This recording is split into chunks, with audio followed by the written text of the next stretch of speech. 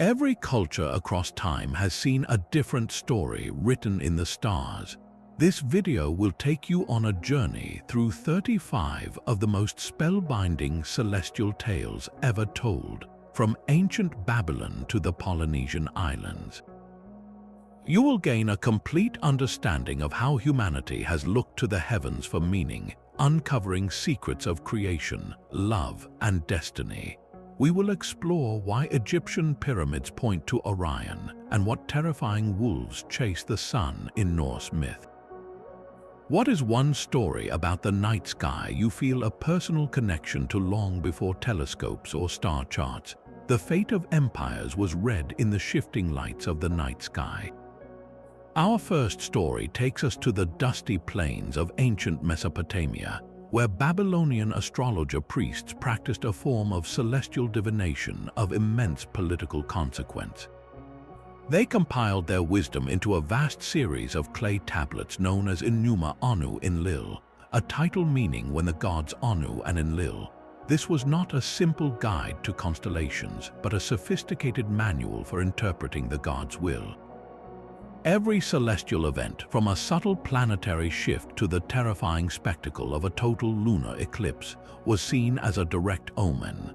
The priests served as the kingdom's ultimate translators, meticulously recording these events and matching them to prophecies within the tablets. A red glow around the moon might foretell an impending war, while the specific path of Mars could signal the death of a king or the failure of crops. Can you picture the weight of that responsibility, to hold the perceived fate of your entire civilization in your hands, written in a language only you could read? This knowledge granted the astrologer priests unparalleled power. They were the advisors to the throne, and a single interpretation could launch a military campaign, dictate economic policy, or justify the coronation of a new ruler. Their word could soothe a panicked population or plunge a city into dread, all based on the silent, celestial drama unfolding high above. This was the ultimate fusion of science and spirit, where the cosmos was a living, breathing entity speaking directly to the rulers of men. Yet this celestial power was confined to reading omens for the living. Far to the south, in the sands of ancient Egypt, the stars offered something even greater, a pathway to immortality itself. The Egyptians saw not just patterns of light, but the very architecture of the afterlife, and at its heart was the god Osiris, lord of the underworld and judge of the dead. His story was one of murder and miraculous rebirth, and they believed his divine soul was eternally housed in the shimmering stars we call the constellation of Orion.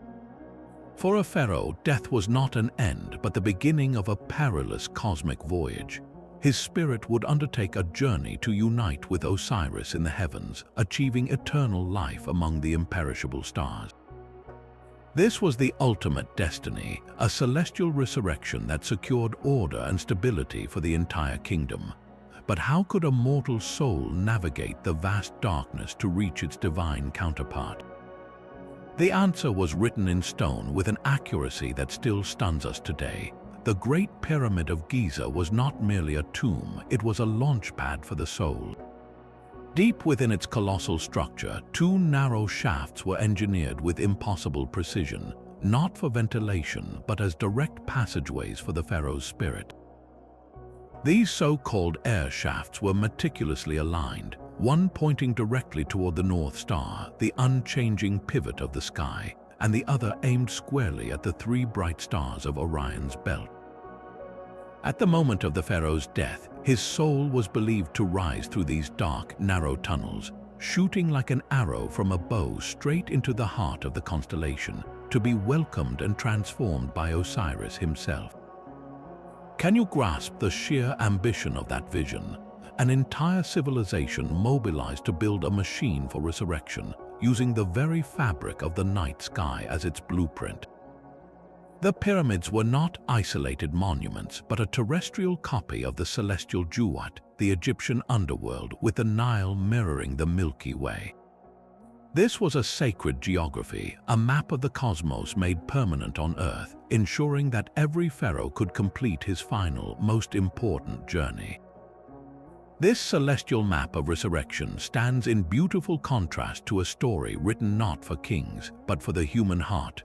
Across the world in ancient China, the stars told a tale of love so powerful it created one of the most enduring festivals on Earth.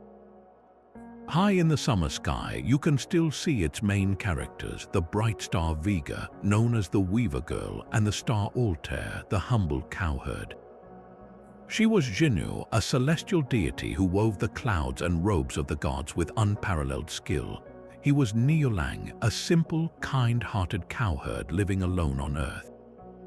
Theirs was a love that defied the very order of the heavens. They met, fell deeply in love, married, and were blessed with 2 children, but their happiness was not to last. The Queen of Heaven, furious that a goddess had married a mere mortal, descended from the sky and ripped them apart, creating a wide, raging river in the heavens to separate them forever. This river is our own Milky Way, a silvery barrier of countless stars that kept the lovers eternally divided. Can you feel the profound sorrow in that image? 2 souls forever in sight of one another, yet forever kept apart by an uncrossable celestial sea. Their love, however, was so genuine that even the cosmos took pity. Once a year, on the 7th night of the 7th lunar month, a flock of magpies would form a bridge across the Milky Way, allowing the Weaver Girl and the cowherd to reunite for a single precious night. This moment of annual reunion became the Qixi Festival, a day that resonates through Chinese culture as a celebration of love and devotion. For centuries, young women would pray for Jinnu's skill in weaving, but more importantly for her good fortune in love. Poets penned verses about their longing, and artists filled scrolls with their story, cementing these 2 stars as eternal symbols of heartfelt commitment. It is a story that asks a timeless question: how far would you go for love, even if you only had 1 night a year under the stars? That same Milky Way, a river of stars that united lovers in one tale, became the stage for a far more vicious celestial punishment in another. High in the northern sky, 2 great constellations endlessly circle the pole star, never dipping below the horizon to find rest. The Greeks saw in their perpetual motion a tragic family drama, a story of betrayal, divine rage, and a mother's love that literally shaped the heavens. It begins with a nymph named Callisto, a devoted follower of the goddess Artemis who had sworn a vow of chastity. But the king of the gods, Zeus, saw her and was consumed by desire. He deceived her, and from their union a son named Arcas was born. This transgression could not be hidden from Zeus's wife, the powerful and notoriously jealous Hera.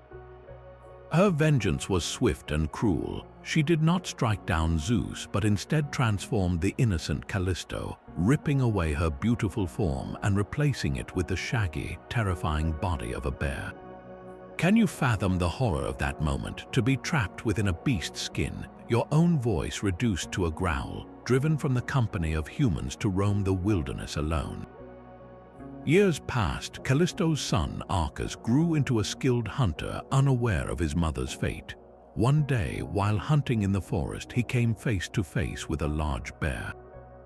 He raised his spear, ready to strike, not knowing he was aiming at the very mother who had longed for him all these years. In that critical moment, Zeus finally intervened. To prevent a horrific matricide, he swept both mother and son into the safety of the sky. Callisto became the great bear, Ursa Major, and Arcas was placed nearby as the little bear, Ursa Minor. But Hera's wrath was not so easily escaped. Furious that her rivals had been granted such an honor, she went to the ancient sea gods Tethys and Oceanus and extracted a terrible promise. She begged them to never allow these 2 bears to bathe in the restorative waters of the sea. This is why, in the Greek view of the cosmos, the constellations of Ursa Major and Ursa Minor are forever condemned to circle the pole star, never descending below the horizon. They are perpetually parched, forever denied the comfort of the ocean, a permanent monument to a goddess's infinite spite. Their eternal dance is not one of peace but of exile, a reminder that the gods' passions could chain even the stars to a fate of endless longing.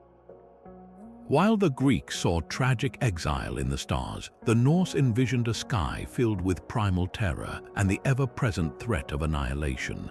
Their cosmos was not a place of serene order, but a stage for a desperate, eternal chase. Two monstrous wolves, born of a fearsome giantess, race across the heavens. The wolf's girl pursues the sun, a goddess named Sol, who drives her chariot across the sky. Close behind, his brother Hati chases the moon, the god Mani. Every day and every night, this frantic race continues, the wolves' hot breath just behind the celestial lights, their howls echoing through the wind. This was not a random myth, but a core part of a world defined by an inevitable, catastrophic end. The chase itself was a constant reminder of the prophecy of Ragnarök, the twilight of the gods. It was foretold that at the climax of this final battle, when chaos consumed the world, the wolves would finally succeed. Skirl would open his jaws and swallow the sun, plunging the world into darkness, while Hati would devour the moon, extinguishing the last sources of light. Can you feel the dread in that belief, watching a sunset and knowing it was a rehearsal for the end of all things? The stars themselves were said to shake loose from the sky. This was not a quiet ending, but a violent unmaking of the cosmos, a necessary destruction that had to occur before a new world could be born from the sea. The daily survival of the sun and moon was a temporary victory, a fragile delay of the inevitable, making every sunrise a moment of relief and every clear night a testament to a world living on borrowed time. That same Milky Way, a celestial river of light, holds a completely different shape when viewed from the red earth of Australia. For the Aboriginal peoples, the true figure in the night sky was not drawn by the brilliant stars, but sculpted from the profound darkness between them. They looked up and saw a colossal emu, its head, body, and legs formed by the dark dust lanes that streak across our galaxy's core. This was not a random picture, but a deeply practical and spiritual map of the world. The emu's changing posture throughout the year was a precise celestial clock. When the emu appeared to be running low along the horizon in the early evenings of autumn, it signaled that the real-life emus were beginning their mating season. The people knew then to watch for the birds pairing up. Months later, as the Earth continued its orbit, the celestial emu would appear to stand high on its legs directly overhead. This was the crucial signal. It meant the female emus on the ground had laid their eggs in nests scattered across the plains. The giant in the sky was pointing the way, telling the people the time was right to begin the vital, communal hunt for these nutritious eggs, a key food source that sustained them. Can you see the elegant wisdom in this? A calendar written not in days or months, but in the grand, slow turning of the galaxy itself. This knowledge was passed down through songlines and stories for tens of thousands of years, intimately linking the people to the rhythms of their land and sky. The emu in the sky was more than a constellation. It was a teacher, a provider, and a sacred reminder that the universe speaks in many languages, if only we know how to look and listen. But the cosmic dragon that was slain to forge the world left its own indelible mark upon the sky. Long before the Greeks named their constellations, the same Mesopotamian culture that gave us celestial omens also told a story of creation born from a cataclysmic battle. This is the tale of Tiamat, the primordial dragon of the Salt Sea, whose body became the very fabric of our universe. Her story is recorded in the Enuma Elish, the Babylonian creation epic. In the beginning, there was only swirling, chaotic water, fresh and salt, mingled together as the gods Apsu and Tiamat. From them, generations of younger gods were born, but their noise and energy disturbed the ancient stillness of the primal parents. Apsu plotted to destroy them, but was himself slain by the clever god E. This left Tiamat, the Great Mother, in a rage of grief. She created an army of monstrous serpents and dragons with venom for blood and appointed her new consort, Kingu, as its commander. The younger gods were terrified, powerless before her fury. In their desperation, they turned to the champion Marduk, the god of storms. he agreed to face the dragon, but only if the gods would grant him supreme kingship should he succeed. They agreed, and Marduk armed himself with winds, a net, and his invincible weapon, the hurricane. The confrontation was a clash of cosmic proportions. Marduk rode his storm chariot into the heart of chaos. As Tiamat opened her massive jaws to consume him, he forced the evil winds into her belly, distending her and holding her mouth agape. He then shot a single arrow down her throat, tearing apart her insides and extinguishing her life. With the great dragon slain, Marduk stood upon her immense, lifeless body and did something that would forever shape reality. He split her carcass into two great parts like a clamshell. With one half, he created the dome of the heavens, and with the other, he fashioned the foundation of the earth. Her eyes became the sources of the Tigris and Euphrates rivers, her spittle became the clouds, and from the blood of her commander Kingu, he created the first humans to serve the gods. Can you see the universe in that new light, not as empty space, but as the sacred anatomy of a defeated goddess? This was not a story told merely for wonder. It was a foundational myth that justified Marduk's rise as the chief god of Babylon and explained the very structure of the world. And some scholars propose that the ancient Babylonians saw a remnant of this epic battle preserved in the stars. They might have looked at the long, winding constellation the Greeks would later call Hydra, the water snake, and seen not just a simple serpent, but the sprawling, vanquished form of Tiamat herself, eternally stretched across the sky as a silent testament to the day order was carved from chaos. Her body was the material of creation, and her celestial image a permanent memorial to the violent, beautiful birth of all things. From the body of a vanquished dragon, we turn to a story where the galaxy itself becomes a sea of potential. In the vast cosmology of Hinduism, the Milky Way is not a river of sorrow or a path of spirits, but a literal ocean of milk, the Keshara Sagara. And upon this celestial sea, the gods and demons enacted one of the most ambitious projects in all of mythology, the Samudra Manthan, the churning of the ocean. The Devas, the gods of order, had grown weak, while their rivals, the Asuras, the forces of chaos, had become powerful. To restore balance and obtain the Amrita, the nectar of immortality, they formed a temporary, uneasy alliance. Their goal was monumental, to churn the cosmic ocean itself to bring its hidden treasures to the surface.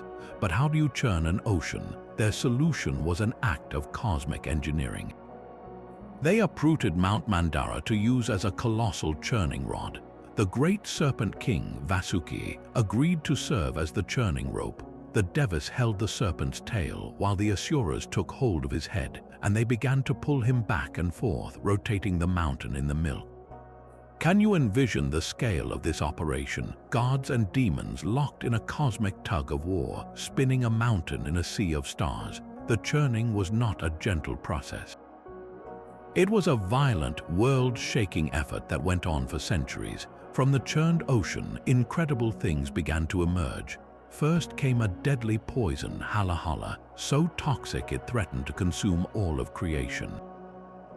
To save the world, the god Shiva drank the poison, holding it in his throat, which turned him blue. Then came a succession of divine wonders, the wish-fulfilling cow Kamadhenu, the goddess of wine, the celestial Parijata tree, and the moon which Shiva placed upon his head. Finally, the physician of the gods, Dhanvantari, emerged holding the pot of Amrita. This entire epic is a profound allegory for the spiritual path. The ocean of milk is our own galaxy. The churning is the difficult, sustained effort of spiritual practice. The mountain is the unwavering axis of the world, the focus required for such an endeavor. The serpent Vasuki represents the turbulent, often painful, energies we must harness and control. And the nectar of immortality is the ultimate goal, enlightenment itself, which only appears after we have faced and survived the darkest poisons within. The Milky Way, in this view, is not a static painting of light, but a dynamic record of a great work, a permanent reminder that the greatest treasures, both in the heavens and within ourselves, require a profound and collaborative struggle to bring to light. That spiritual churning of the cosmic ocean finds a powerful echo in the rainforests of the ancient Maya, where the sky itself was a vast branching tree. For them, the universe was held together by the Waka-chan, the towering world tree, its roots deep in the watery underworld of Xibalba, its trunk piercing the earthly realm and its lush canopy holding up the heavens. On the clearest nights, they saw this cosmic axis manifest as the shimmering path of the Milky Way, a celestial trunk from which all of existence grew. This was not a passive symbol, but a living, breathing conduit of spiritual energy, a ladder upon which souls and gods could travel between the realms. And at the very heart of this cosmic system was a story of death and rebirth so fundamental that it sustained their entire civilization, the saga of the maize god. He was the embodiment of life, fertility, and the sacred crop that was the foundation of their world. His story began with a beautiful, vibrant youth dancing and bringing abundance to the earth. But this prosperity was cut short by the jealous lords of the underworld, who dragged him down to Xibalba, defeated him, and buried his body in a dark, subterranean bowl court. Can you feel the terror of that moment for an agricultural people, the life-giving god of corn, slain and hidden in the earth? It was the ultimate metaphor for a planted seed, a death that was necessary yet terrifying in its finality. But the story did not end in darkness. With the help of his heroic twin sons, the maize god was resurrected, his body bursting forth from the cracked shell of the underworld, just as a tender green shoot breaks through the soil. He rose, reborn and triumphant, to take his place in the sky. The Maya saw this entire mythic cycle play out in the celestial dance above them. The Milky Way, their world tree, would shift its position throughout the year. At certain times, it appeared to stand upright, a great trunk connecting the layers of the cosmos, and it was along this pathway that they believed the resurrected maize god climbed back into the heavens. His resurrection was not a one-time event, but an annual promise mirrored by the planting, harvesting, and replanting of the corn that fed them. Kings would even dress as the maize god during rituals, their headdresses sprouting green jade leaves, becoming the living embodiment of this celestial cycle of death and renewal. Their pyramids were stone mountains reaching for the sky, earthly representations of that world tree, designed to tap into the same cosmic power. Every harvest was a miracle, every meal a sacrament, because it was a direct gift from a god who had journeyed through the underworld and ascended the starry tree to live again. While the Maya saw a tree of life in the heavens, the Polynesian navigators saw a vast and practical map. Their survival depended on reading this map with flawless precision, crossing thousands of miles of open ocean in voyaging canoes. This intimate life-or-death relationship with the sky is perfectly captured in the story of the demigod Maui. He looked at the world and saw a problem. The sun raced across the sky far too quickly, leaving his people with short days and long, cold nights, with little time to fish, to cook, or to dry their crops. Maui decided he would fix this, not through a gentle request, but through a daring act of celestial engineering. He gathered his brothers and convinced them to journey with him to the very pit where the sun rose each morning. They took with them a powerful, magical weapon, a rope woven from his grandmother's enchanted jawbone. As the sun's first blazing edge appeared, Maui and his brothers hid, holding the rope ready. Can you feel the tension of that moment, waiting to trap a god? The sun rose fully, and with a mighty heave, Maui cast his lasso, snaring the sun's fiery limbs. The sun roared and struggled, but Maui held fast, demanding a promise. He would only release the sun if it agreed to move more slowly across the sky, giving humanity the long, warm days they needed to thrive. Beaten, the sun agreed. This is why the storytellers say we have long summer days. The story of Maui is far more than a simple porkwoi tale. It is a profound metaphor for the incredible navigational genius of the Polynesian people. To even conceive of snaring the sun, you must first understand its path with absolute certainty.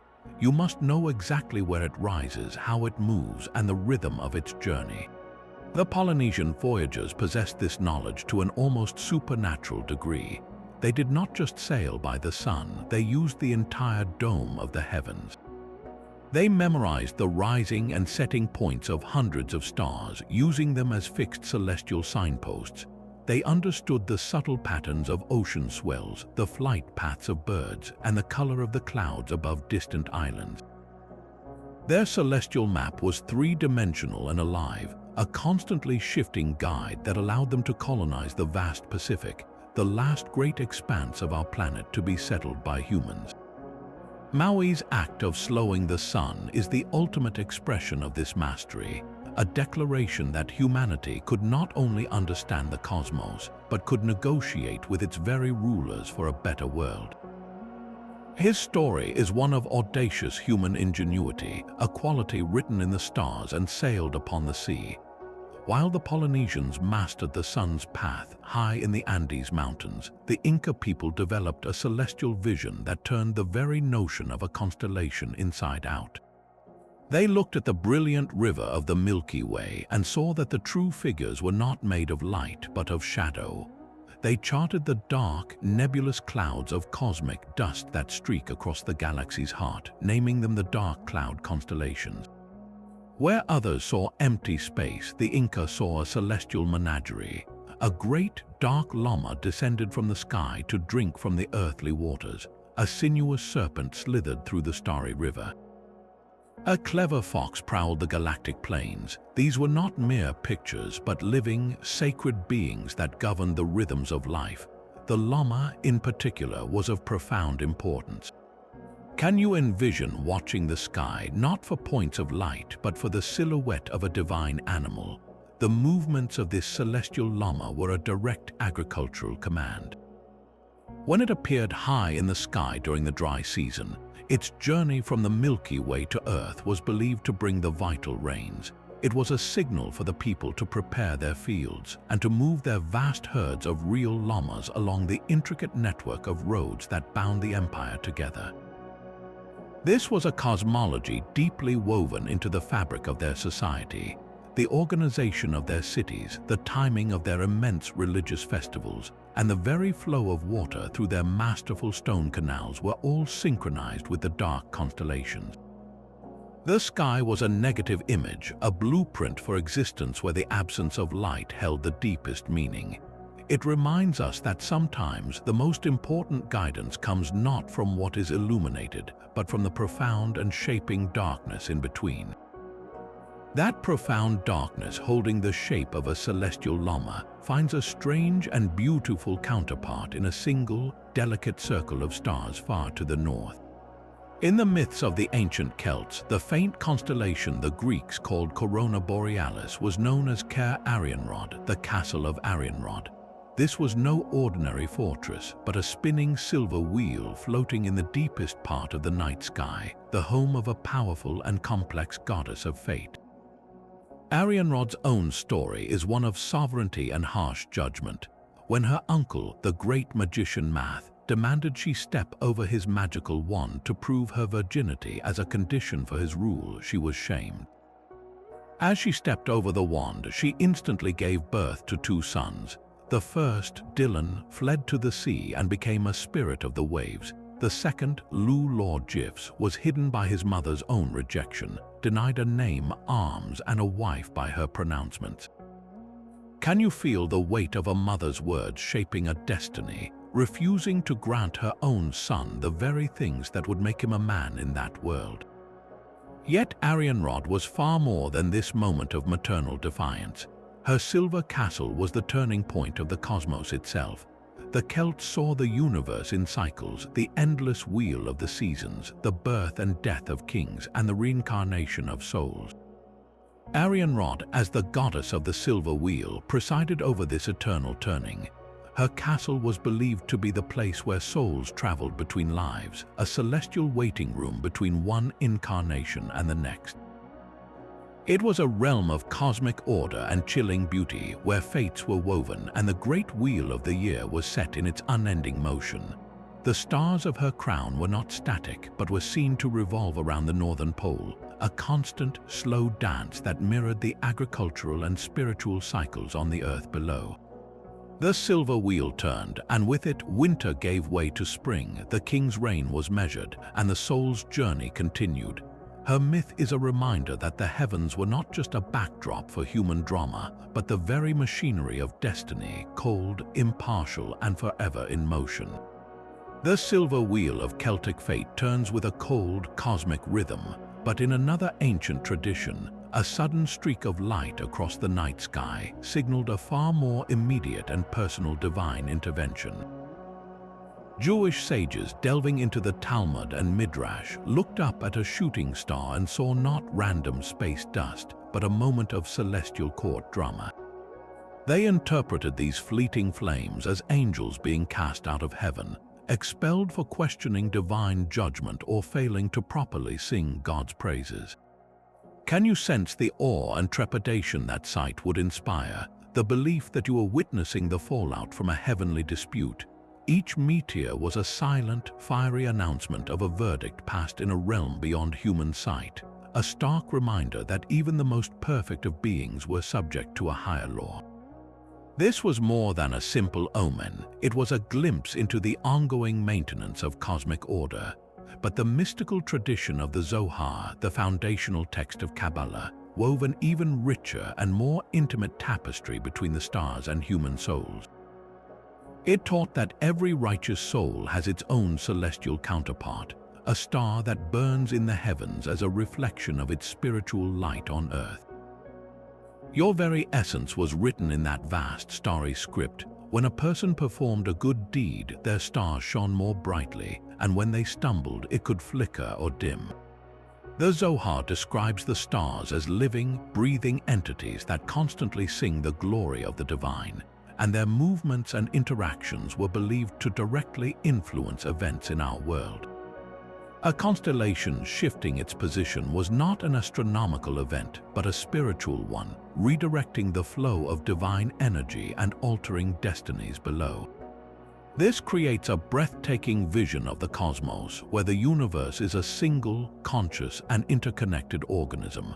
Your actions here on Earth resonate in the heavens, and the silent music of the spheres echoes back, shaping the path of your life.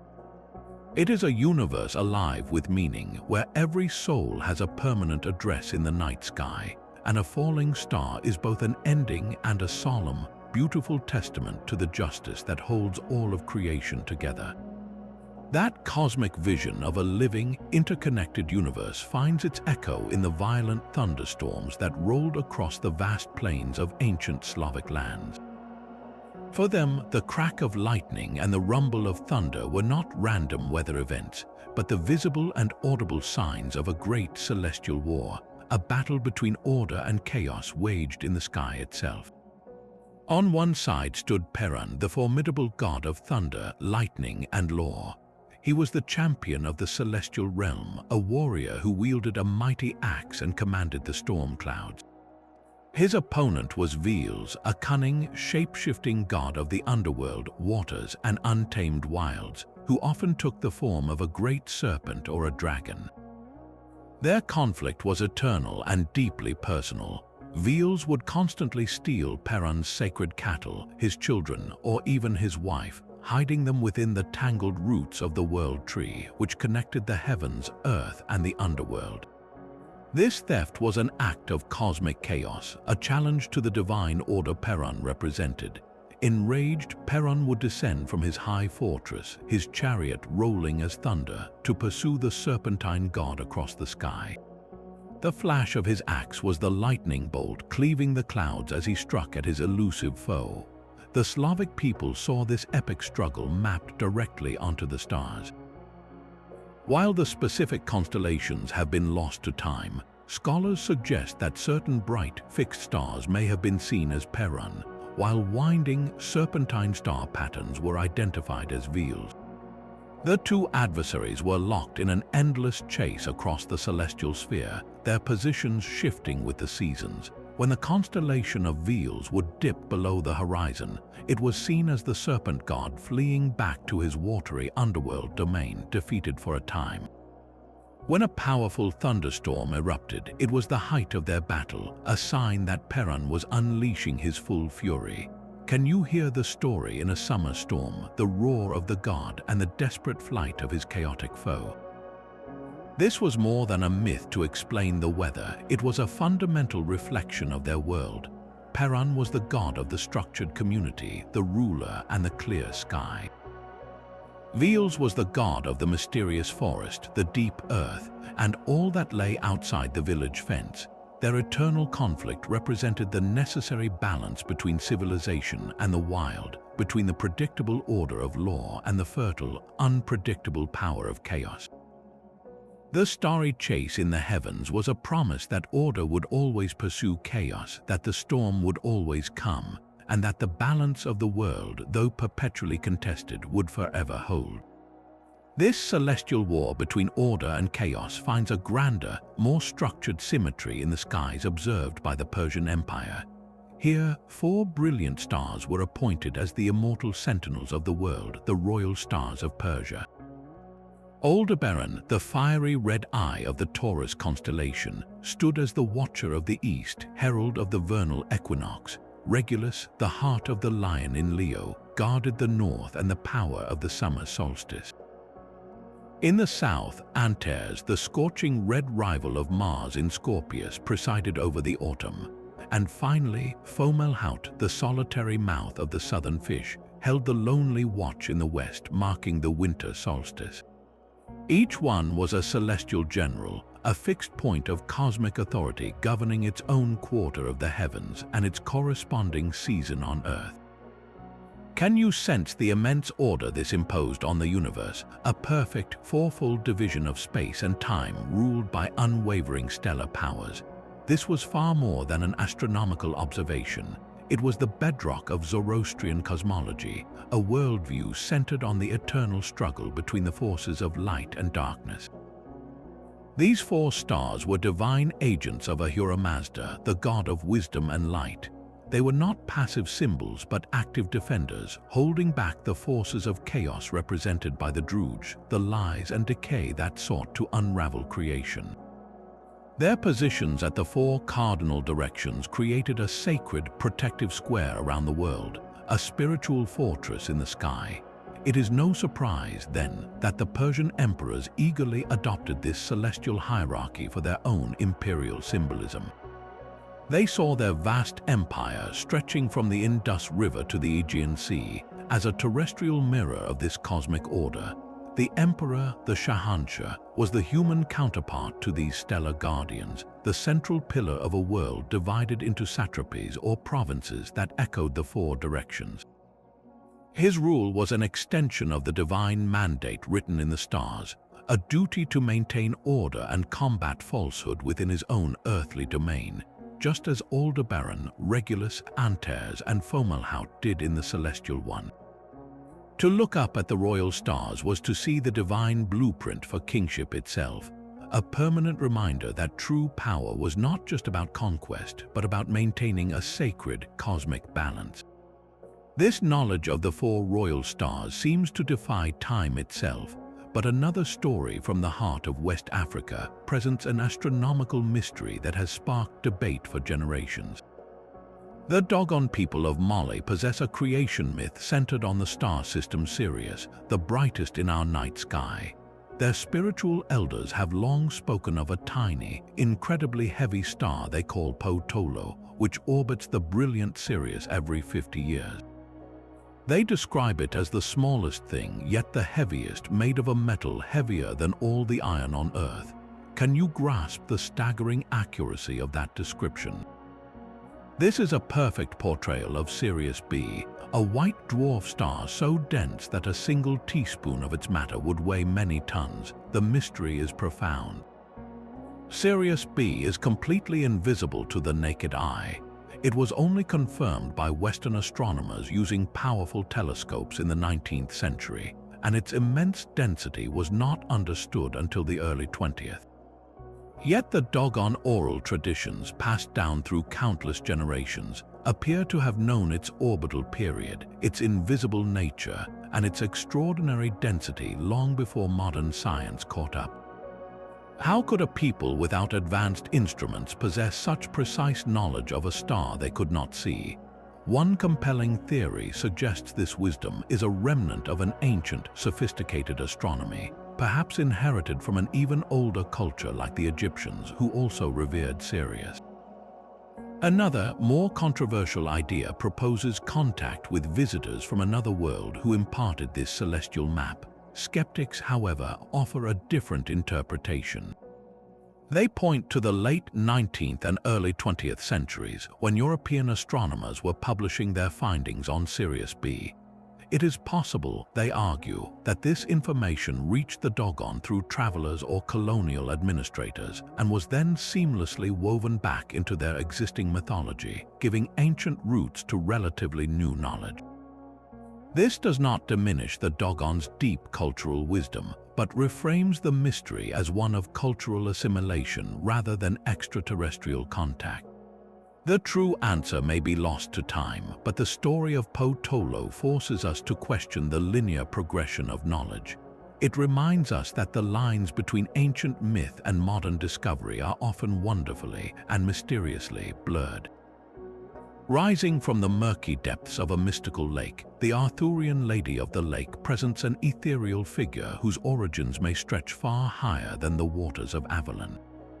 Medieval folklore often wove celestial threads into its most potent symbols, and the lady herself bears a striking resemblance to ancient lunar deities. Like the moon, which commands the tides and governs the night, she rules a watery realm of mystery and magic, appearing and disappearing with the same otherworldly grace. Her dwelling is not merely a physical lake, but perhaps a reflection of the starry firmament itself, a celestial sea mirrored on earth. Could this enigmatic woman who bestows a king his destiny be a forgotten echo of a cosmic power, a goddess of the silver light who stepped from the stars into the waters of British legend? This celestial connection deepens when we consider the most famous artifact she ever bestowed. The sword Excalibur, presented to Arthur with an arm cloaked in samite rising from the mere, is no ordinary forged blade.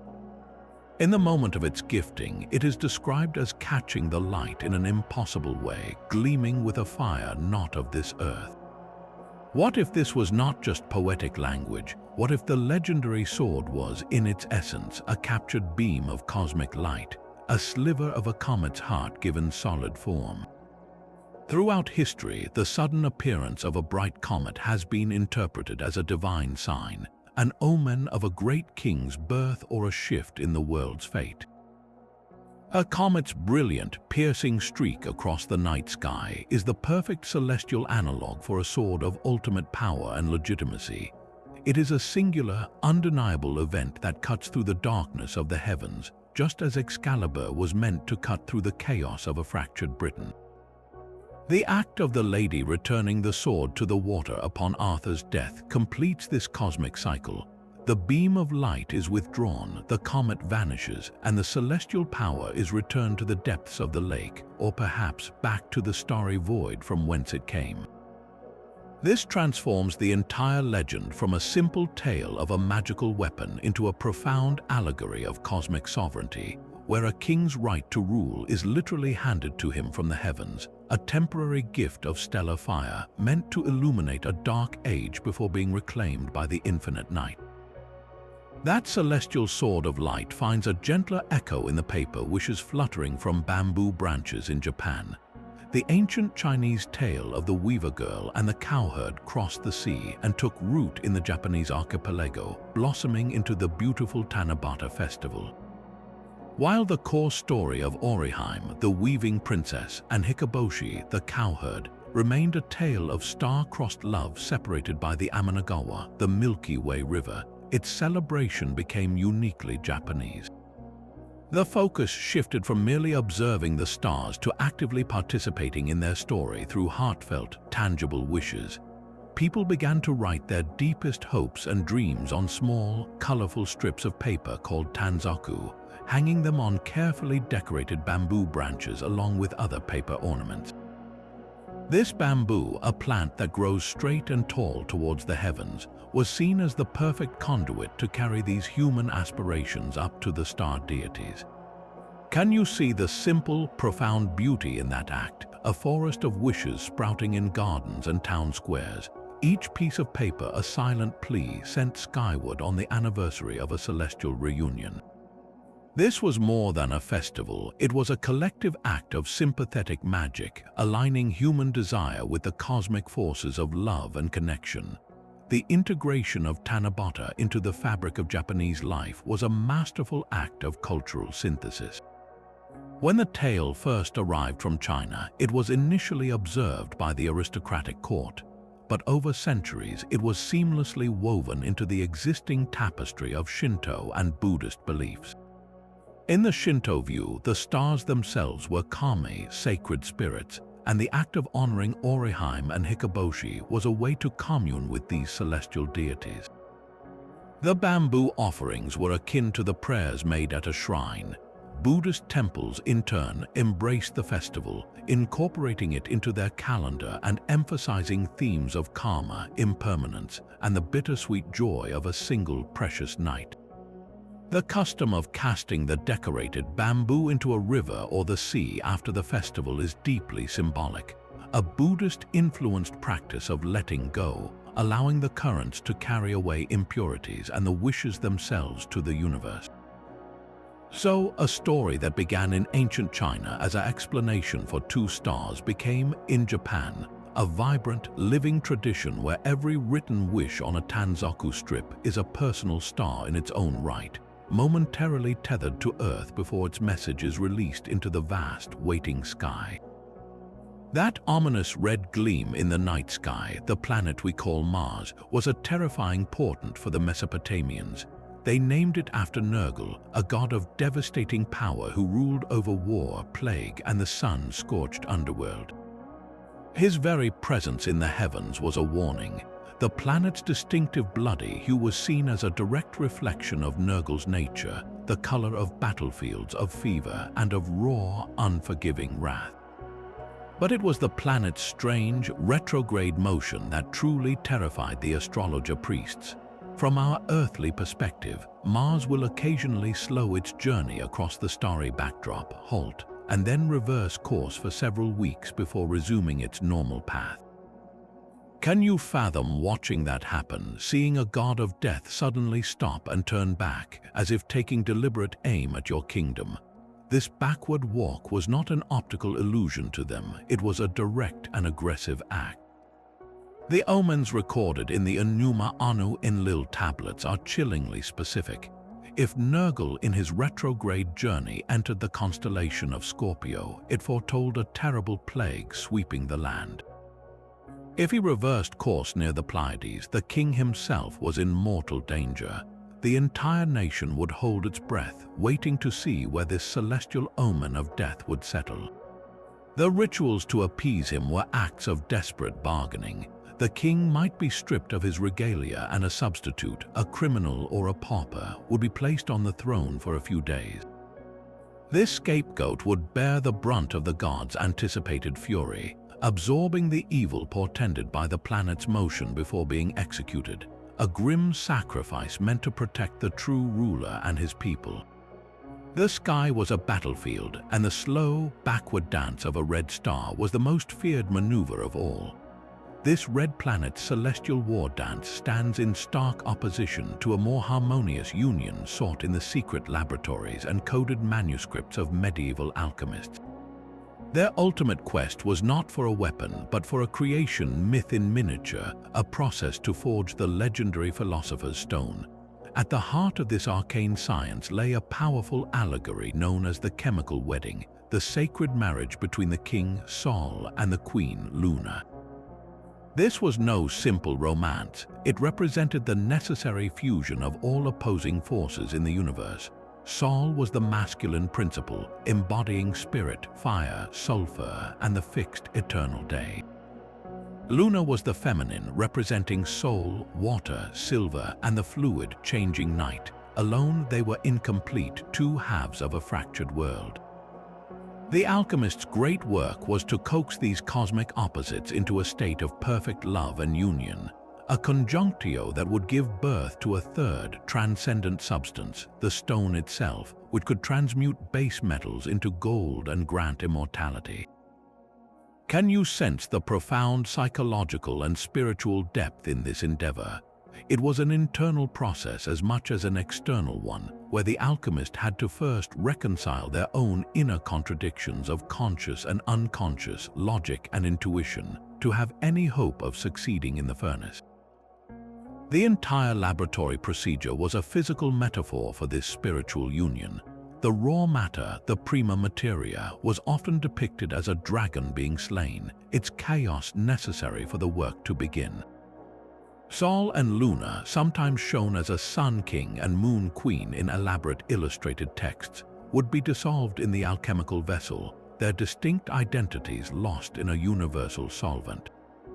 This death was a prerequisite for their rebirth in a new, glorified body. Their union was frequently symbolized by the hermaphrodite, a single being possessing the attributes of both, signifying the wholeness achieved. And when would this mystical process find its most powerful echo in the observable heavens? During a total eclipse. For those few, breathless minutes, the sun and moon did not just approach one another in the sky, they merged into a single, awe-inspiring entity. The corona of the sun blazed around the dark disk of the moon, creating a perfect ring of unified light and darkness. To the alchemist, this was not an omen of doom, but the ultimate celestial validation of their art. It was the cosmos itself performing the chemical wedding on a grand scale, a silent, spectacular demonstration that the fusion of opposites was not only possible, but was a fundamental law of creation. The eclipse was a promise written in fire and shadow, a sign that the path to the philosopher's stone was woven into the very fabric of the universe. That sacred union of sun and moon, a celestial promise of harmony, stands in stark contrast to another ritual born from the stars, one that reveals the profound and sometimes terrifying responsibilities of cosmic belief. For the Skiddy Pawnee of the North American plains, the brilliant light of Venus as the morning star was not a symbol of love, but a direct masculine command from the war god himself. When this celestial body appeared with particular clarity and power in the pre-dawn sky, it was interpreted as a divine summons, a demand for the ultimate offering to ensure the tribe's survival. The ritual that answered this call was the morning star sacrifice, a solemn and complex ceremony centered on a young girl, often captured from an enemy tribe. She was not seen as a random victim, but as a sacred vessel, the human embodiment of the evening star, the feminine counterpart to the morning star deity. Her journey was one of ritual transformation. For months, she was treated with great honor, fed the best foods, and cared for by the tribe's women, a process that symbolically prepared her for her cosmic role. Can you comprehend the immense weight of such a tradition, where the life of one was believed to secure the lives of all, where a child's fate was woven into the very movements of a planet? The ceremony culminated at the moment the morning star rose. The girl was taken to a specially built scaffold, representing the garden of the evening star in the heavens. There, in a single, ritualized act, her life was given. This was not an act of random cruelty, but a deeply somber exchange, a desperate plea to the powers of the cosmos. The sacrifice was meant to renew the earth's fertility, guaranteeing the growth of the corn that fed the people, and to grant the Pawnee warriors victory over their enemies. It was a direct transaction with the star god, a payment of the most valuable currency, a human life, to purchase continued existence, abundance, and strength for the entire community. To understand this practice is to step into a world where the boundary between the celestial and the earthly was porous, where the stars were active, hungry gods, and humanity's duty was to feed that hunger with the most precious gift it possessed.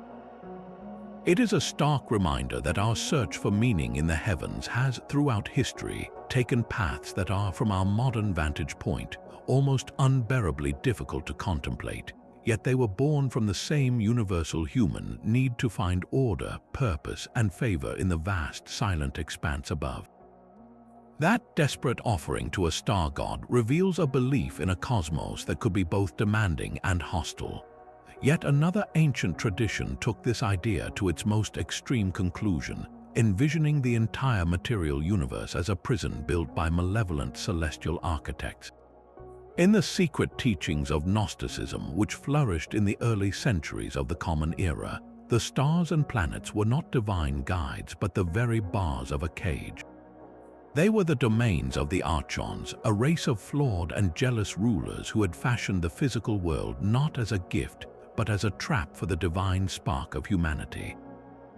The chief of these archons was often called the demiurge, a blind and arrogant god who mistakenly believed he was the ultimate power.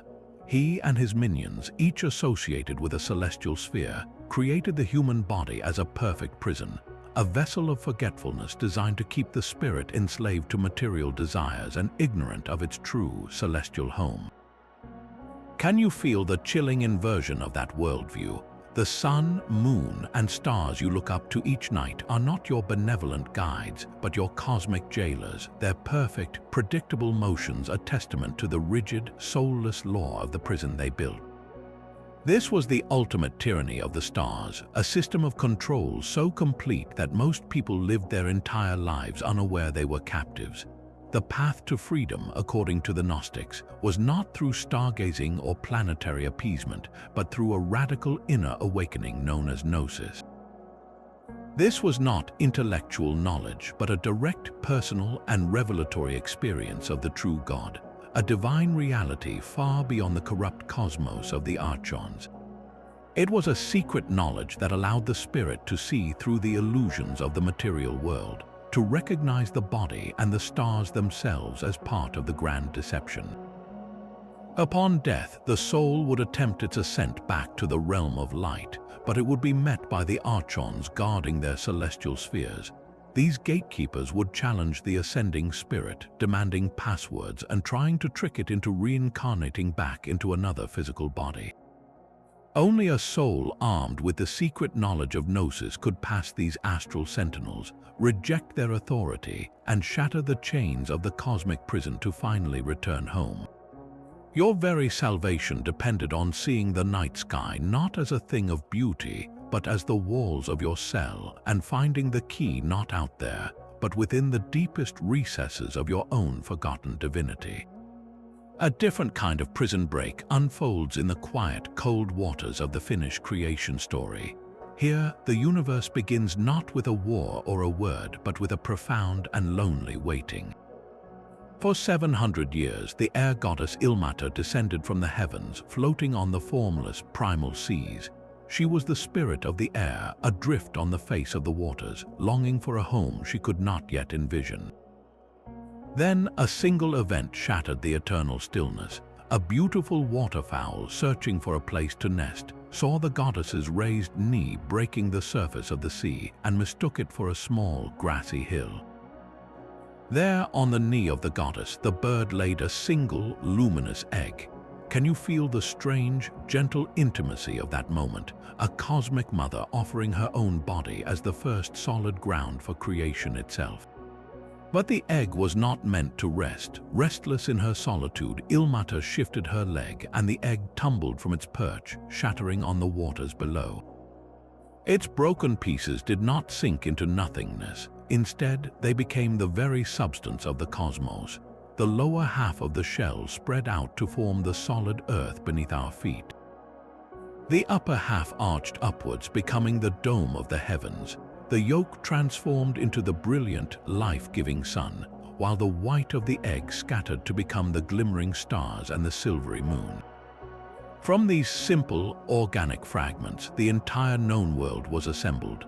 This poetic vision of a universe born from a fractured egg finds a startling echo in our most advanced scientific understanding of reality's beginning. The Big Bang Theory describes a moment of unimaginable density and heat, a singularity that suddenly expanded, flinging the raw material of everything we know into existence. In a mystical sense, the cosmic egg is that primordial singularity. Its shattering is the moment of the bang itself. The fragments flying outwards to form the Earth and stars are the galaxies and planets still rushing apart from that initial explosive event. The Kalevalas myth and modern cosmology both point to a single, unified origin, a time when all that exists was contained in one potential state before flying apart to create the diversity of the cosmos. One is a story told by poets, the other a model built by physicists, yet both arrive at the same profound truth, that our vast, complicated universe was born from a single, simple, and cataclysmic breaking. High on the windswept plateaus of Tibet, a different kind of power rides the mountain air, one that connects the human spirit directly to the cosmic currents. This is the Lungta, the wind horse, a vibrant symbol of good fortune and the very life force that animates all beings. You see its image fluttering everywhere, printed on colorful prayer flags strung between temples, homes, and high mountain passes. The Lungta is typically shown as a majestic, winged steed carrying 3 luminous jewels on its back, representing the core tenets of Buddhist teaching, the Buddha, the Dharma, and the Sangha. But this is more than a beautiful emblem, it is a vehicle for aspiration. Each time the wind catches those flags, it is believed to animate the wind horse, sending the prayers and blessings inscribed upon the cloth out into the world, spreading positive energy and overcoming obstacles. Can you hear the whisper of 1,000 prayers on the breeze, each gust a celestial gallop across the sky? This earthly practice invites a look upward to the celestial steed that has captivated imaginations for millennia, Pegasus. The Greeks saw a winged horse born from the blood of the slain Medusa, a creature who later carried thunderbolts for Zeus and was placed among the stars. While there is no direct historical link, the symbolic resonance is profound. Both the Lungta and Pegasus represent a transcendent power, the ability to rise above the mundane, to carry divine gifts, and to traverse the boundary between earth and sky. The wind horse, however, is not an external creature to be tamed, but an internal energy to be awakened. It is the innate potential for enlightenment that exists within every person, the soaring vitality that can carry one beyond suffering. Its ascent mirrors the daily journey of the sun, climbing from the darkness of ignorance to the brilliant clarity of midday wisdom.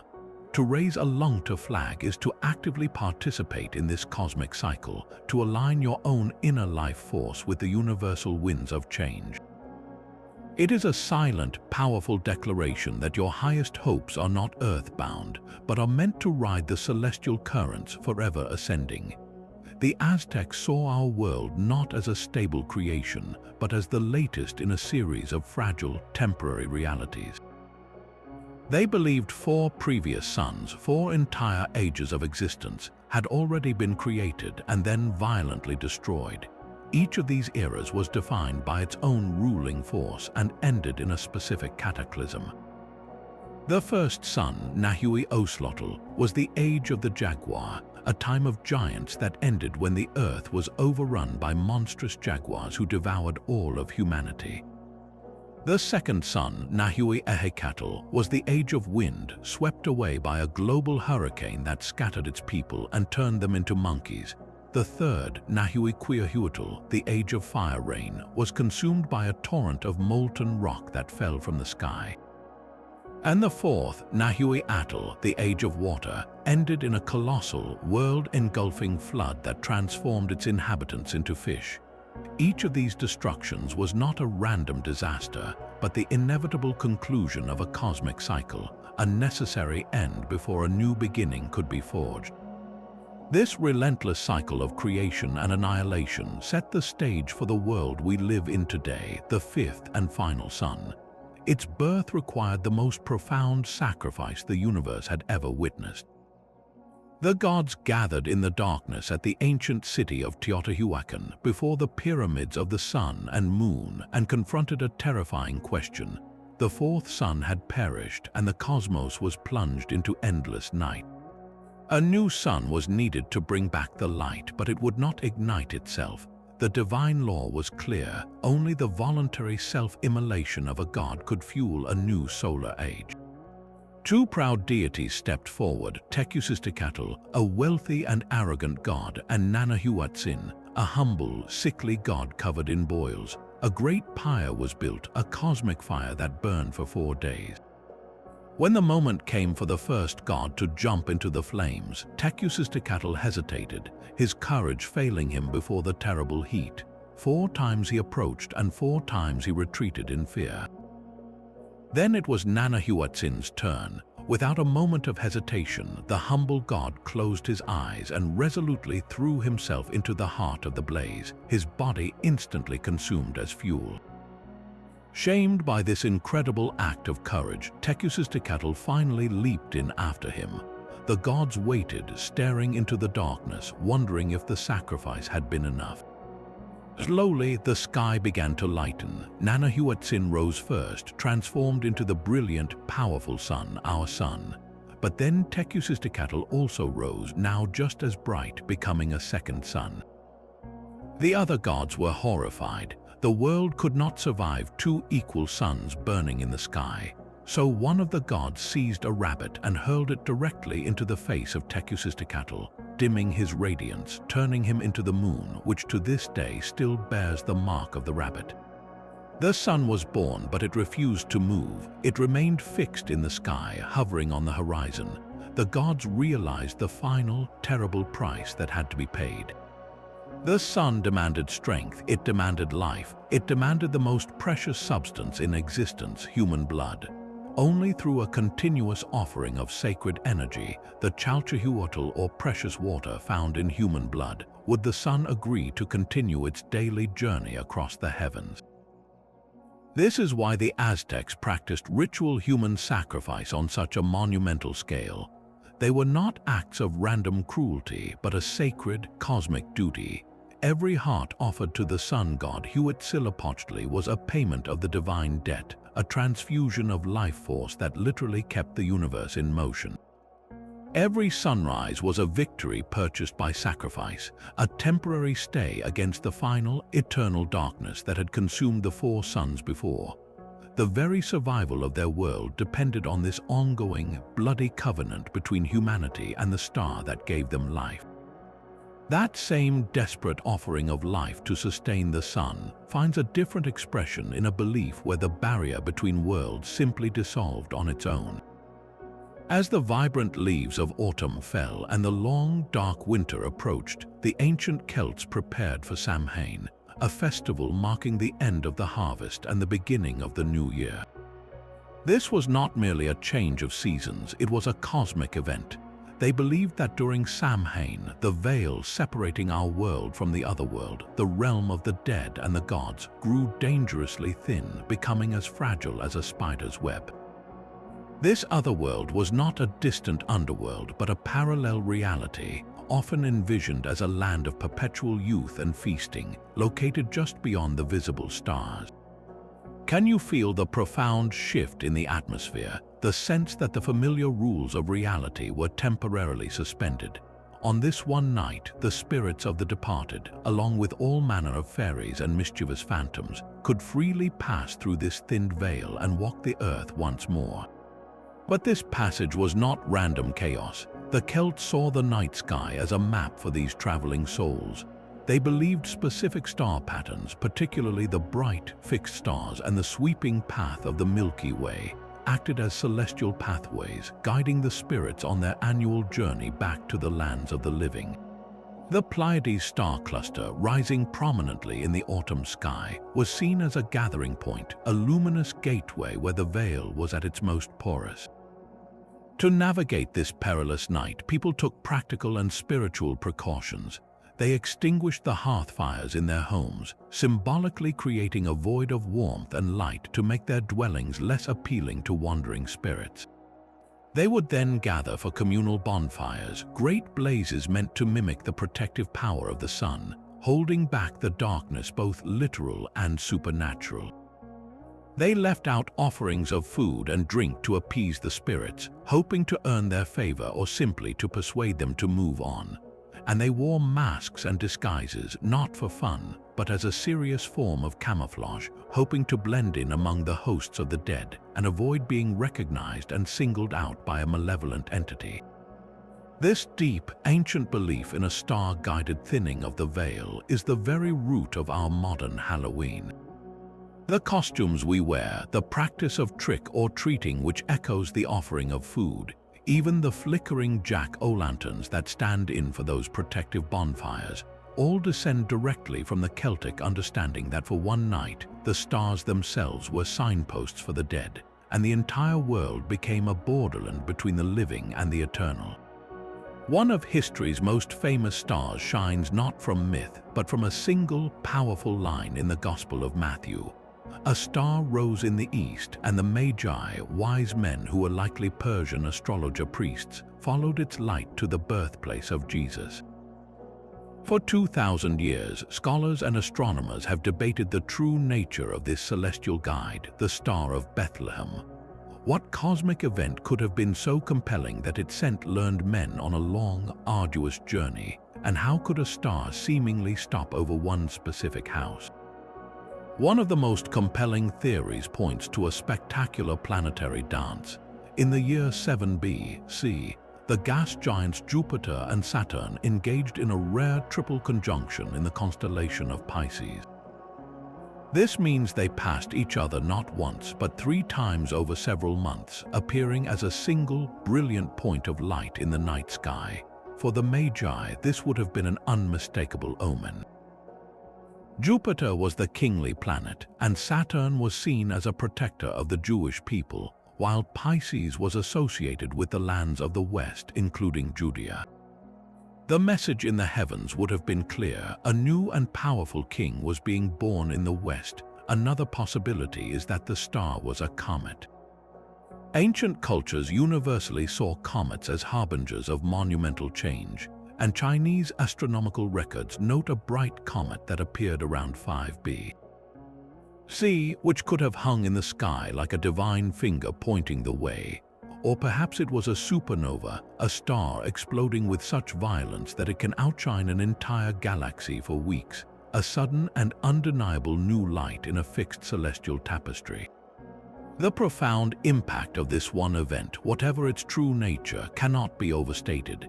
It represented a pivotal moment where celestial science and divine prophecy converged, validating the birth of Jesus as an event of cosmic significance.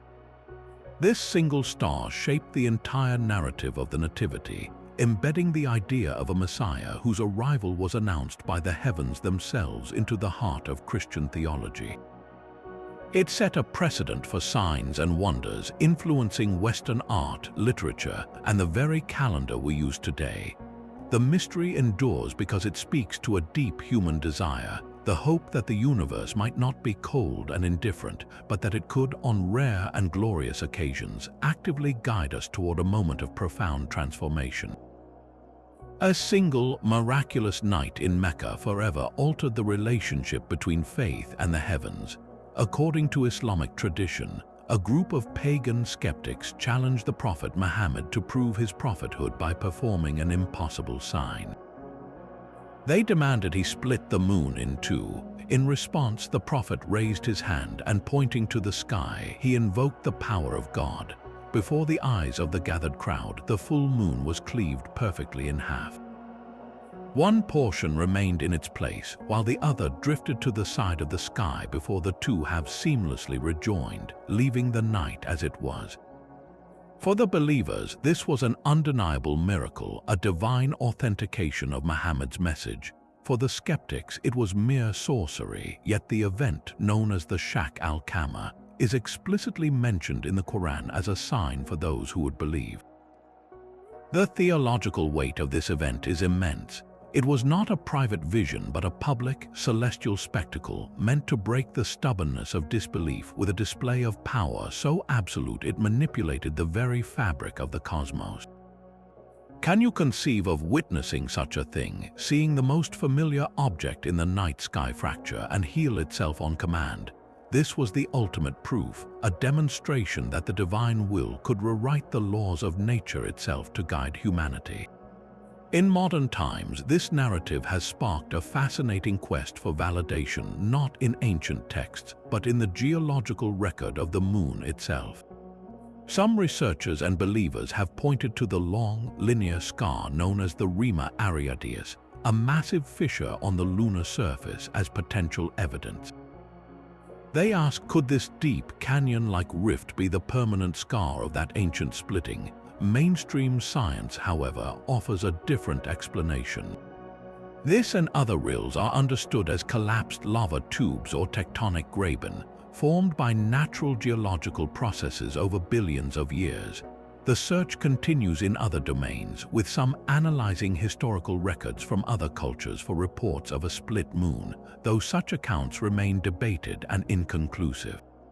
This enduring dialogue between scripture and science highlights a profound human desire to find concordance between faith and the physical world. Whether one sees the miracle as a temporary, supernatural event that left no physical trace or seeks its mark in the lunar dust, the story of the splitting of the moon continues to challenge our understanding of possibility, reminding us that some of the most compelling mysteries are written not just in the stars, but in our enduring attempts to read them.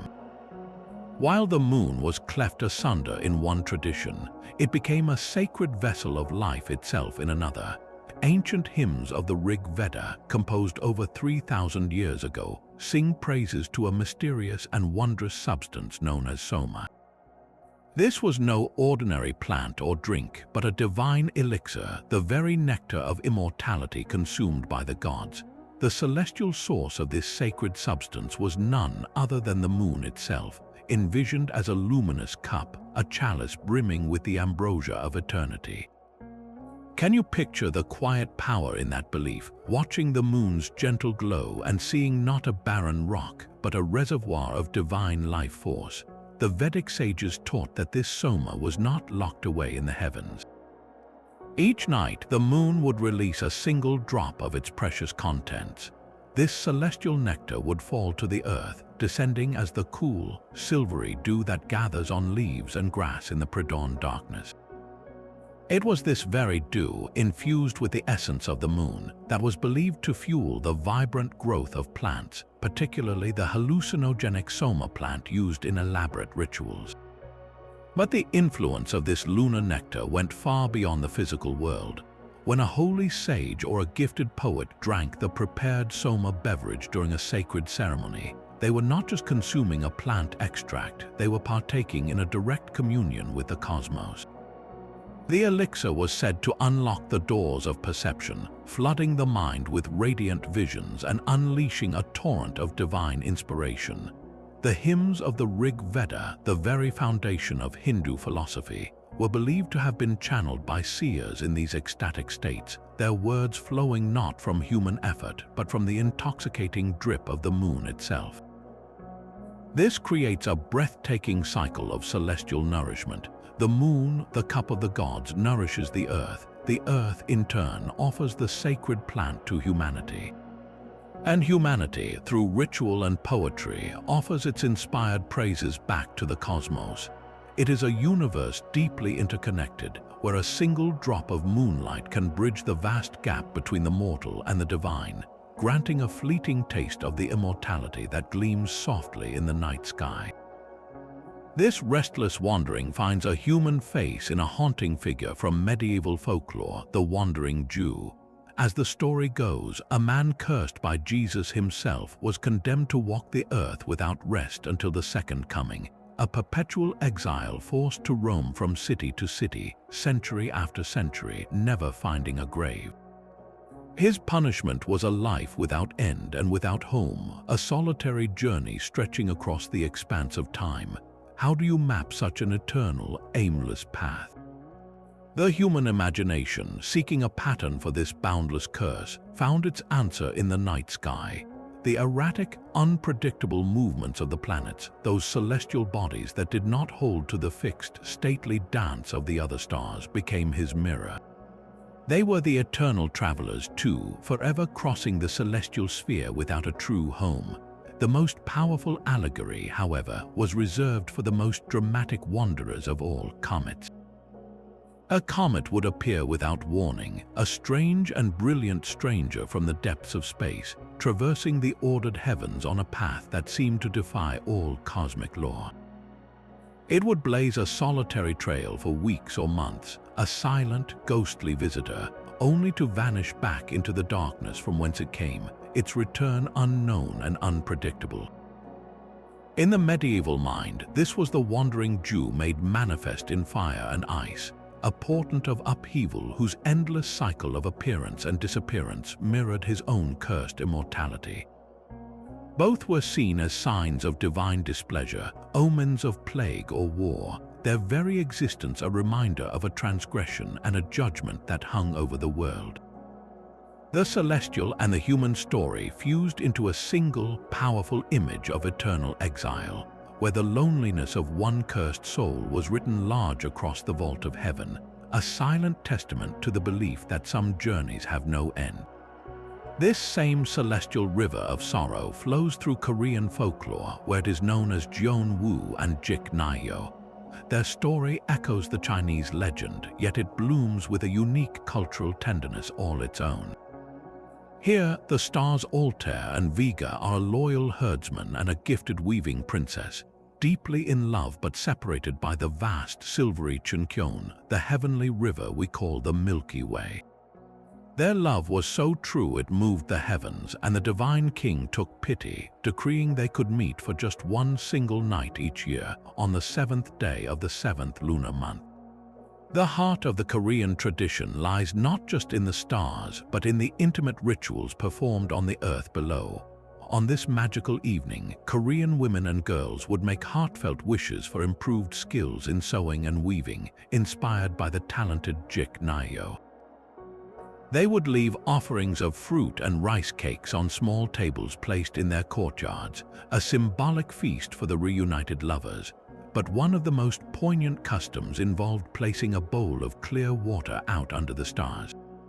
Can you sense the quiet hope in that act? The women would peer into the still water, trying to catch the reflection of the two stars drawing close together in the sky above. If the water remained clear and the star's reflection was sharp, it was a wonderful omen, a sign that the lovers' meeting was successful and that their own wishes for dexterity and a good marriage would be granted. However, if the water was muddy or the night was cloudy, it foretold a sad reunion, perhaps even a meeting missed, bringing disappointment for the year ahead. The story was also used to explain the very weather on that special night. If it rained on Chilseok, the 7th night, the people would say it was the tears of the overjoyed lovers, or perhaps the tears they shed when they had to part once more at dawn. This beautiful intertwining of cosmic myth and earthly custom shows how a universal story was woven into the very fabric of Korean daily life, turning a distant celestial event into a personal, participatory moment of hope and reflection under the open sky. These shimmering sisters of the Pleiades have long been a crossroads for human wonder, but one woman's epic vision transformed them into a cosmic homeland. In the late 19th century, the mystic Helena Blavatsky founded Theosophy, a spiritual movement that sought to unify the world's religions through a single, hidden esoteric truth. At the heart of her dense, multi-volume work, The Secret Doctrine, lay a breathtaking claim. She taught that humanity did not evolve solely on Earth, but that our spiritual ancestors, the most advanced beings in our cosmic lineage, originated in the Pleiades star cluster. These were not biological aliens, but ethereal, spiritual entities she called the laws, the true progenitors of the human soul. Can you conceive of looking at that tiny, twinkling cluster and seeing it as the cradle of your own deepest consciousness? Blavatsky described a vast, cyclical cosmology where life and spirit migrate from star system to star system, evolving through successive rounds of incarnation. The Pleiades, or Alcyone in its center, was a previous stop on this grand tour, a spiritual kindergarten where our essence first took form before journeying to Earth to inhabit physical bodies. This was not a random choice. The Pleiades held immense significance in countless ancient traditions, from the Greeks to the Maya, and Blavatsky argued this was no coincidence. She believed these widespread myths were fragmented memories, a racial subconscious recalling our true stellar origins. Her teachings gave the Seven Sisters a profound new weight, casting them not just as guides or omens, but as our lost home. This esoteric seed, once planted, grew into strange and unexpected branches throughout the 20th century. Theosophy's Pleiadian origin story directly fertilized the soil of the burgeoning New Age movement. As interest in channeling and extraterrestrial contact exploded, the Pleiades were reimagined. They were no longer the home of silent spiritual ancestors, but of living, advanced civilizations. A wave of modern psychics and contactees began receiving messages from benevolent, blonde-haired, blue-eyed Pleiadians. These cosmic beings were portrayed as our concerned galactic family, here to guide humanity through its turbulent adolescence and away from self-destruction. The theosophical spiritual lineage had crystallized into a literal, physical one. This narrative then flowed seamlessly into the world of ufology, where the Pleiades became a primary point of origin for flying saucers and their occupants. The cluster's relative youth and the presence of reflective nebulous dust were interpreted by some as evidence of a thriving, technologically sublime society. Blavatsky's dense metaphysical framework was thus streamlined into a potent modern myth, one that answers a deep, perennial human question: where do we come from, with an answer that is both celestial and deeply comforting. We are not alone, and our oldest relatives are waiting in the stars, watching over their distant earthly children. A shimmering bridge of fire and air arched across the Norse heavens, connecting our world to the divine. This was Bifrost, the trembling rainbow pathway that linked the mortal realm of Midgard with the golden halls of the gods in Asgard. Crafted by the gods themselves from 3 elemental colors, it was a structure of impossible beauty and profound purpose. Its primary guardian was the watchful god Heimdallr, whose senses were so acute he could hear the grass growing on earth and the wool growing on sheep. He stood eternally at the celestial gate, the Himmelbjerg, his gaze fixed on the bridge, a silent sentinel against the forces of chaos. This was no gentle passage for the faint of heart. The bridge was said to be ablaze with a fierce, roaring flame, a necessary barrier to incinerate any frost giant or other unworthy being who dared set foot upon it. Only the gods and the souls of warriors chosen by the Valkyries could traverse its brilliant, burning length. Can you visualize that final, glorious journey? A hero falls in battle, and a Valkyrie guides his spirit not into a dark underworld, but onto this radiant, fiery causeway, leading him upward to his reward in the feasting halls of Valhalla. The very nature of Bifrost invites us to look up and see its potential sources gleaming in our own night sky. One compelling theory suggests the bridge was a mythic interpretation of the Milky Way. On a clear, dark night, our galaxy does appear as a great, arching river of hazy light, a celestial road stretching from one horizon to the other. To a people who saw the cosmos as a collection of interconnected worlds, this luminous band could easily be envisioned as the very road the gods traveled. Another, perhaps more visceral inspiration lies in the aurora borealis. The Norse lived directly beneath some of the most intense displays of the northern lights on Earth. These shimmering green and red curtains, flickering and dancing as if made of living fire, would have been a nightly reminder of the gods' presence and power. A particularly vibrant auroral display arching across the entire sky would have been a perfect real-world manifestation of the burning Bifrost, a trembling, ethereal bridge that seemed to physically connect the earth to the heavens. This was more than a simple pathway. It was a symbol of the fragile connection between order and chaos, a burning thread that held the cosmos together, forever under the watchful eye of a god who waited for the day it would finally shatter, heralding the beginning of the end. The shimmering bridge of Bifrost was not the only celestial ladder believed to connect worlds. deep within the stone heart of the earliest pyramids, a far more ancient and personal form of ascent was carved in hieroglyphs. This was the ladder of the stars, a powerful magical device described in the pyramid texts, the oldest known religious writings in the world. When a pharaoh died, his journey was not yet complete. His spirit faced the daunting task of climbing from the earthly realm into the cosmic ocean of the heavens to join the gods. The pyramid itself was his mountain, but the ladder was his tool. These spells were not mere prayers, they were active, potent formulas that could conjure the ladder into existence. One spell directly commands, "A ladder to the sky is set up for me that I may ascend on it to the sky." Can you feel the raw power in that declaration, the belief that words alone could build a structure to the stars? The ladder was often envisioned as being held by the gods Ra and Osiris, a divine support system for the king's final, most important climb. His destination was a specific, secure region of the night sky, the northern circumpolar stars. The Egyptians called these the imperishable stars because they never set below the horizon, forever circling the pole in an eternal, undying dance. To join them was to achieve the ultimate victory over death, to become one of the eternal, unchanging fixtures of the cosmos itself. This cosmology of ascent was not a passive hope, but an active, magical struggle against the forces of chaos and decay. Over centuries, this exclusive royal privilege began to democratize. The pyramid texts, once reserved for the king alone, evolved into the coffin texts used by the nobility. Finally, they blossomed into the most famous of all Egyptian funerary collections, the Book of the Dead. This was not a single book, but a customized collection of spells written on papyrus and buried with any commoner who could afford it. The goal, however, remained strikingly similar. The ladder transformed into other concepts of ascent. The most iconic spell involved the weighing of the heart ceremony, where the deceased's heart was balanced against the feather of truth.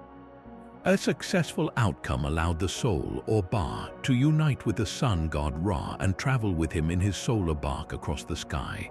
This daily journey mirrored the pharaoh's climb, a cyclical ascent available to all who passed the test.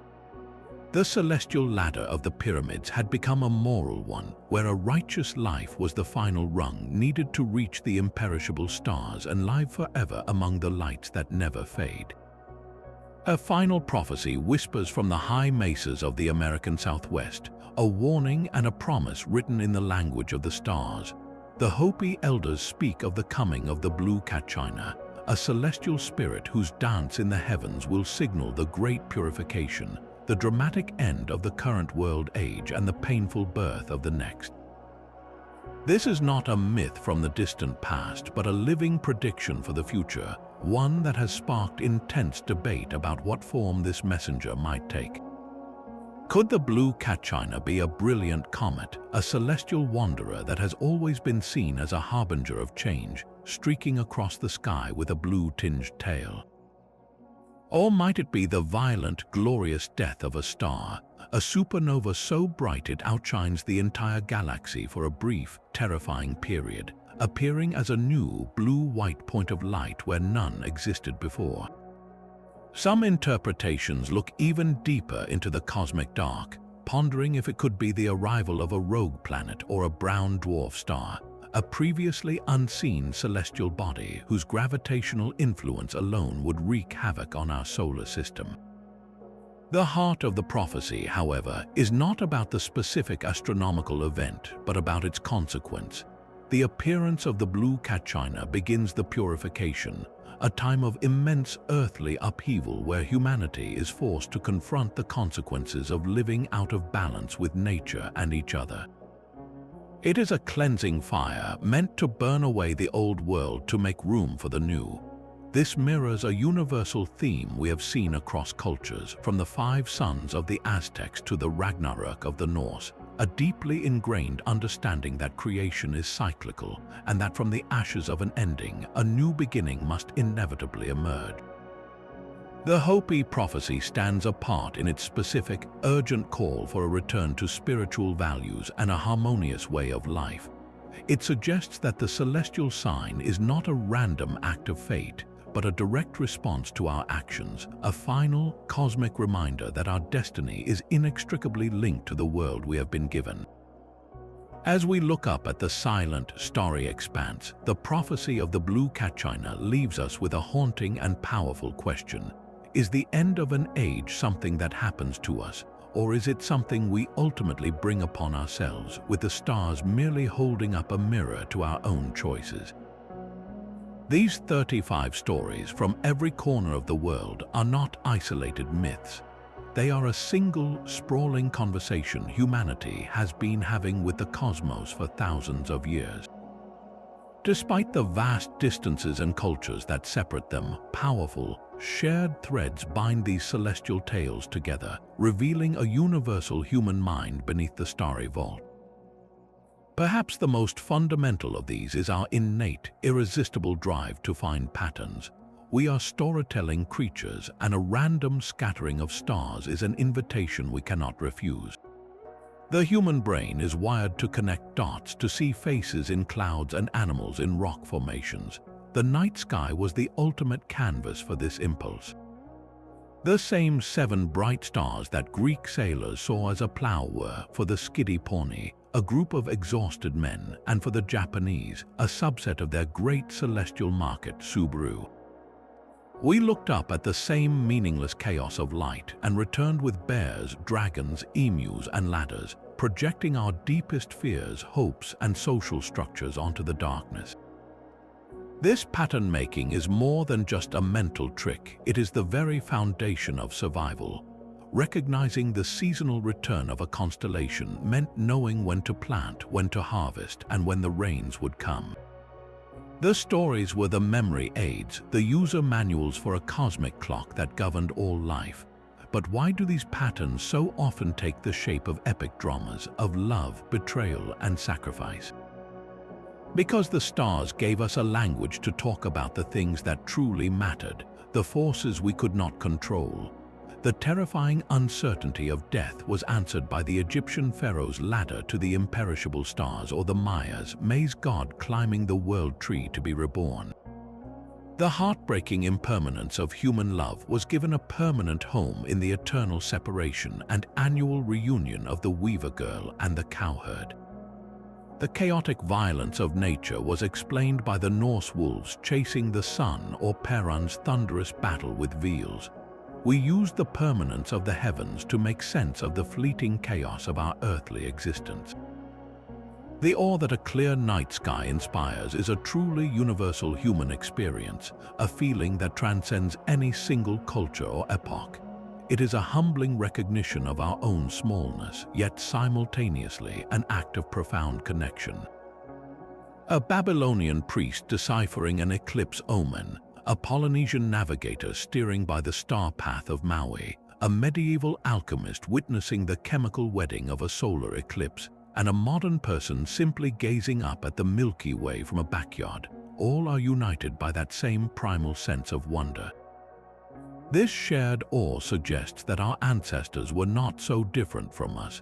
They looked up with the same curious eyes, asking the same fundamental questions. Where did we come from? What is our purpose? What happens when we die? Their answers were written in the stars, not as scientific facts, but as spiritual and psychological truths. These 35 stories are more than just ancient curiosities.